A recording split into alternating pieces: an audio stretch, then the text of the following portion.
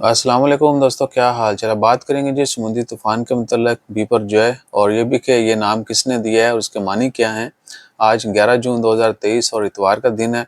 Oman की तरफ से तो अनाउंसमेंट कर दी गई है कि ओमान के ऊपर डायरेक्ट इम्पैक्ट नहीं पड़ेगा। परसों जब मैंने ये खबर शेयर की थी तो लोगों ने बड़ा मजाक उड़ाया था, पाइन कितने खबर ये है वो।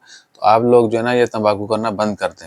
पता है हमें जो ये काम करता है, क्योंकि बगैर स्टडी के जो है ना वो भेड़ चाल हर कोई चल रहा है, लेकिन अंदर की खबर होती है तो उसके ऊपर तहकीक नहीं करते। वो बस ईसा भाई झूठ बोल रहे हैं, थोड़ा ये जो है ना गुद्दा पैदा करें। अच्छा, तो सीन क्या है कि जी ओमान के ऊपर डायरेक्ट इम्पैक्ट नहीं पड़ेगा। बारिश और थोड़ा बहुत सी रफ हो सकता है, अल्लाह ताला खैर फरमाए।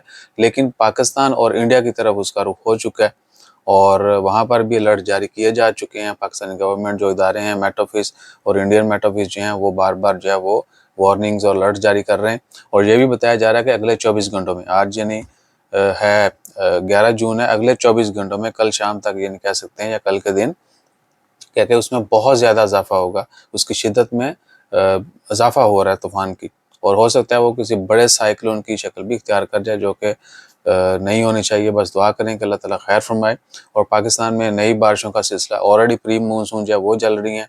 बहुत सारे और इलाकों में बहुत ज़्यादा बारिश हो रही, KPK में बहुत ज़्यादा बारिश हो रही है। लेकिन चूँकि हम सिर्फ सियासत को देख रहे हैं तो हमें इन चीज़ों का पता ही नहीं है, ठीक है। KPK में तबाही वाली बारिशें हो रही हैं और वहाँ पर बहुत ज़्यादा नुकसानात लोगों की मौत भी हुई हैं, ठीक है जी।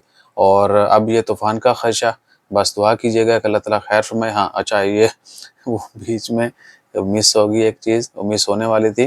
बीपर जो है नाम, ये बांग्लादेश की तरफ से इसको दिया गया था और इसका मतलब है जो एग्जैक्ट मतलब न्यूज़ के मुताबिक दिया गया है जी, तबाही या कुदरती आफत।